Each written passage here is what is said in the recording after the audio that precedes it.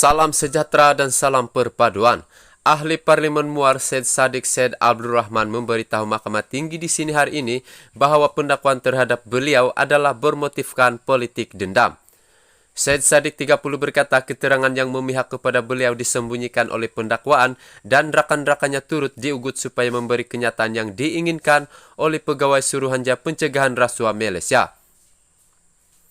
Hal berkaitan ugutan itu terhenti apabila seorang daripada rakan saya, Siti Nurul Hidayah, membuat kenyataan media menyatakan beliau diugut dan dikasari pegawai SPRM semasa proses soal siasat serta rakan lain yang terlibat dalam siasatan itu turut memfailkan laporan polis katanya.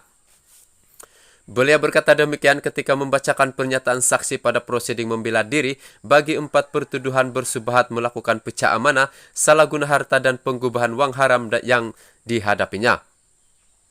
Bekas Ketua Angkatan Bersatu Anak Muda Armada itu berkata beliau menulis surat kepada Tan Sri Abu Kasim yang merupakan Ketua Pengarah Pusat Governance, Integriti dan Anti Rasuah Nasional ketika itu bertarik 5 Jun 2020 mengenai ugutan dan kekasaran terhadap rakan-rakannya. Saya juga ada membuat aduan secara bersemuka dengan pihak polis. Saya dimaklumkan bahwa pihak berkuasa akan meneliti dan menyiasat perkara ini, tetapi tiada sebarang perkembangan selepas pertemuan tersebut katanya. Peguam Hajan Omar yang mewakili Syed Saddiq turut merujuk anak guamnya itu dengan transkrip rakaman audio yang didakwa mengandungi perbualan antara beliau dengan seorang pegawai kanan SPRM dikenali sebagai Ihsan.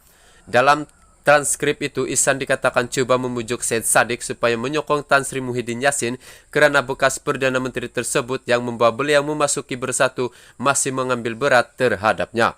Rakaman itu turut menyaksikan Ihsan memaklumkan Syed Saddiq bahwa SPRM menjadi alat apabila berlaku pertukaran kerajaan. Ditanya timbalan pendakwa raya Datuk Wan Saharudin Wan Ladin sama ada Syed Saddiq boleh memastikan suara dalam audio itu adalah Ihsan, tertuduh berkata beliau boleh berbuat demikian. Syed Saddiq juga berkata kutipan dana berjumlah RM 120.000 yang dimasukkan ke akaun Maybank bekas Menteri Belia dan Sukan itu adalah milik beliau dan bukan untuk Armada atau Bersatu.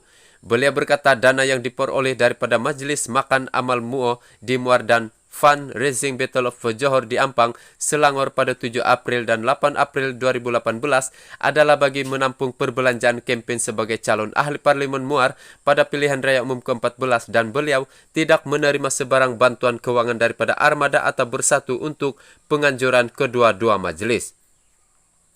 Menurut Syed Saddiq, sepanjang tempoh berkempen pada PRU 14, beliau membelanjakan RM171.675 dengan 120.000 daripada jumlah itu diambil kira sebagai wang diperoleh daripada Majlis Meraih dana tersebut.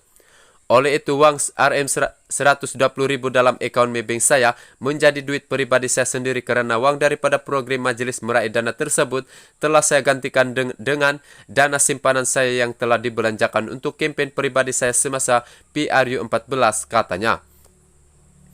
Anak kelahiran Johor Bahru itu didakwa bersubhat dengan Rafiq Hakim yang diamanakan dengan dana berjumlah RM 1 juta untuk melakukan pecah amanah dengan menyalahgunakan dana itu di CIMB Bank Berhad, Menara CIMB KL Central Jalan Central 2 di sini pada 6 Mac 2020. Presiden muda itu juga didakwa menyalahguna RM120.000 daripada akaun Maybank Islamic Berhad milik Armada Bumi Bersatu Enterprise untuk diri sendiri dengan menyebabkan Rafiq Hakim melupuskan wang itu di Malayan Bengkeng Berhad, Jalan Pandan 36E, Taman Pandan Jaya di sini antara 8 dan 21 April 2018. Dia juga berdepan 2 pertuduhan melibatkan diri dalam aktiviti penggubahan wang haram, iaitu memindahkan wang masing-masing RM50.000 dalam akaun Maybank Islamic Berhad miliknya ke akaun Amanah Saham Bumi Putra miliknya, dipercayai merupakan hasil aktiviti haram di sebuah bank di Jalan Persisiran Perling, Taman Perling, Johor Bahru pada 16 dan 19 Jun 2018.